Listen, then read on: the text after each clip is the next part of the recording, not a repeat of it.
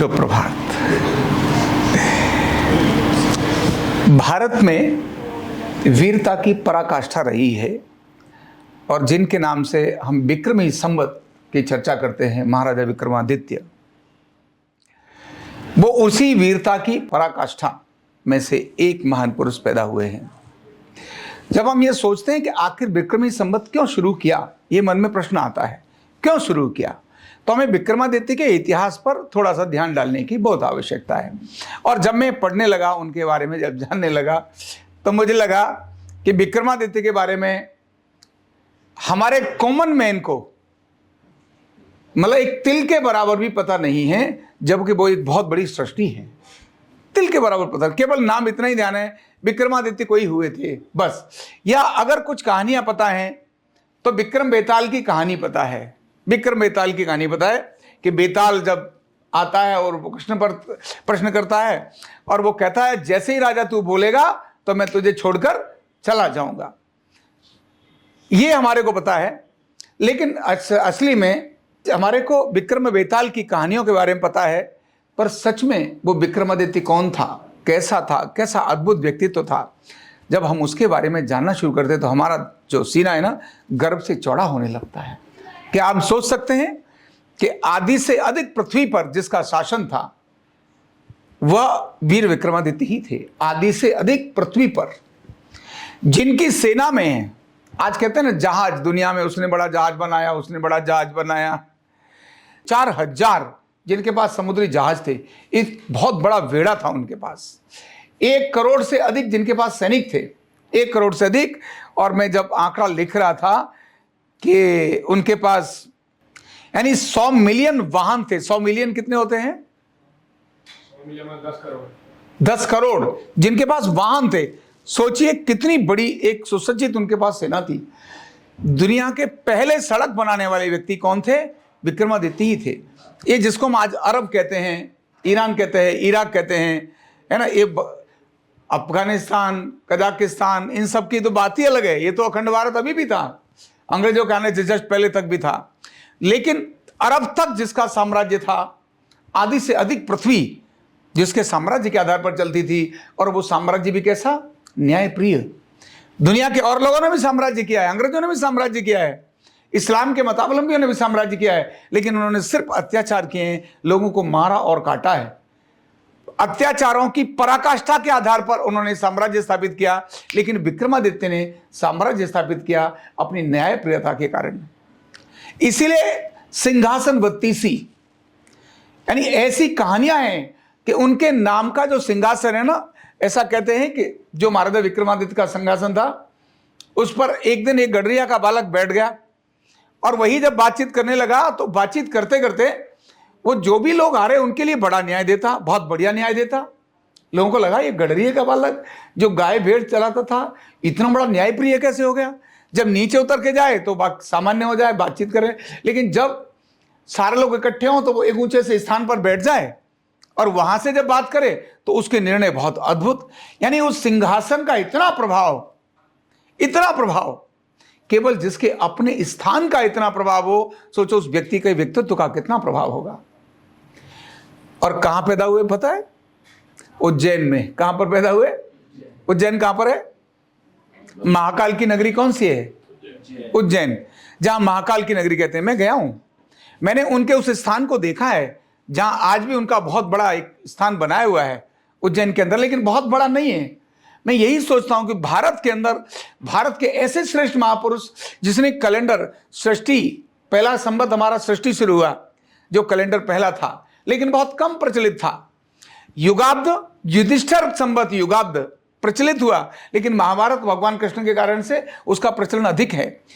उसके बाद जो कोई भी संवत शुरू हुआ तो वो विक्रमी संवत था, और विक्रमी संवत बड़ा अद्भुत संवत।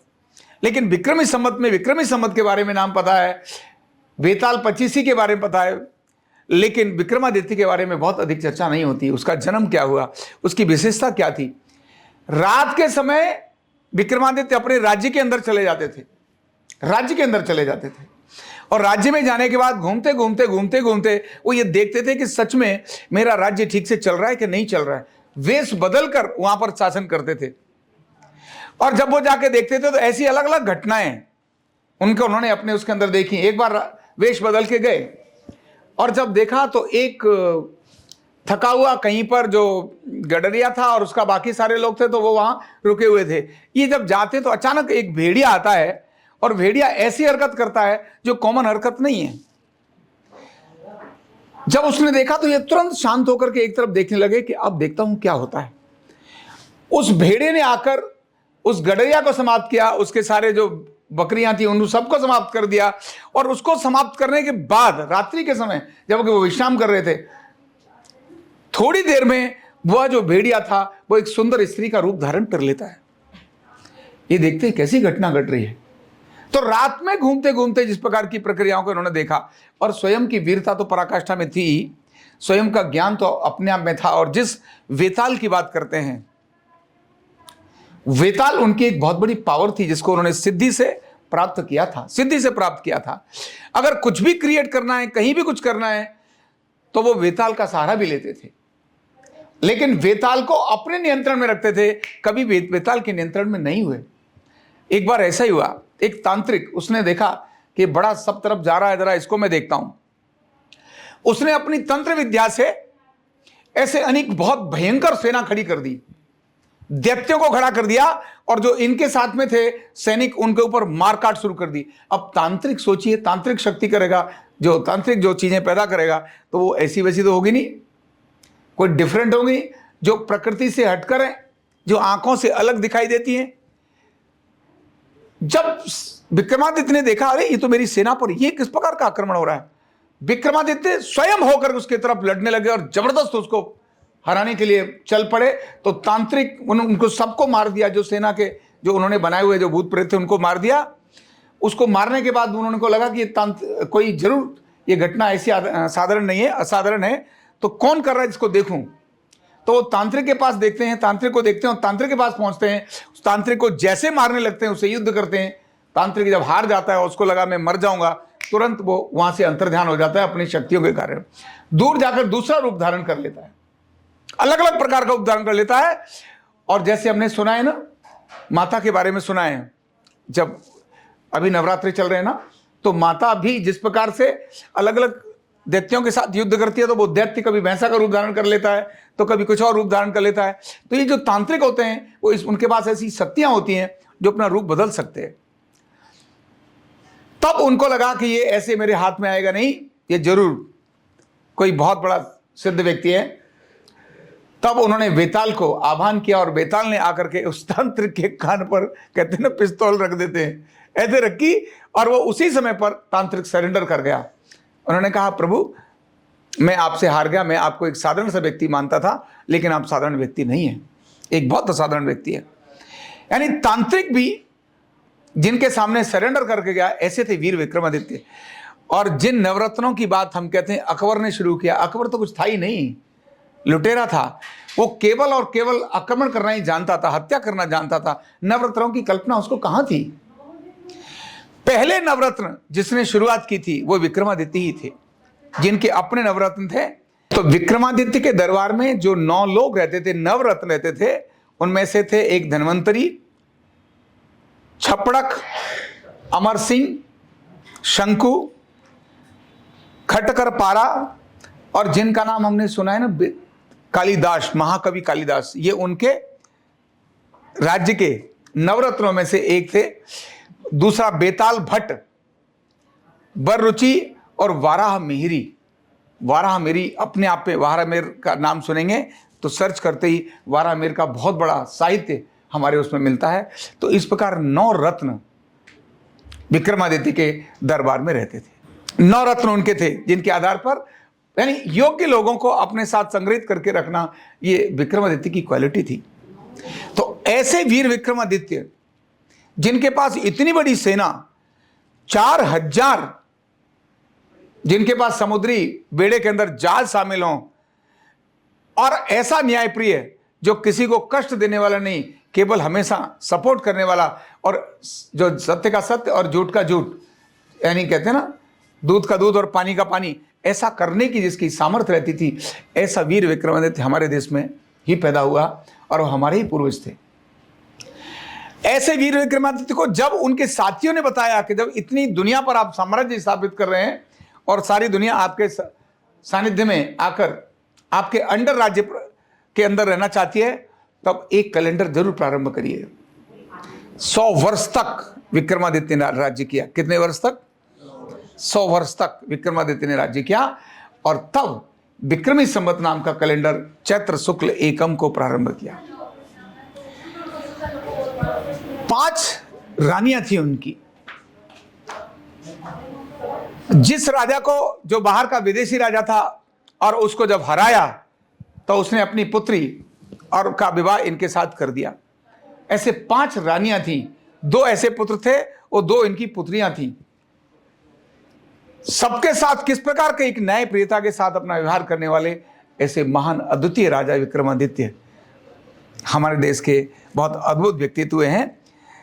और उनके नाम से बाद में जो और राजा हुए तो ये विक्रमादित्य की उपाधि, यानी जो बहुत न्यायप्रिय कोई राजा है तो उसको विक्रमादित्य का नाम दिया जाता था।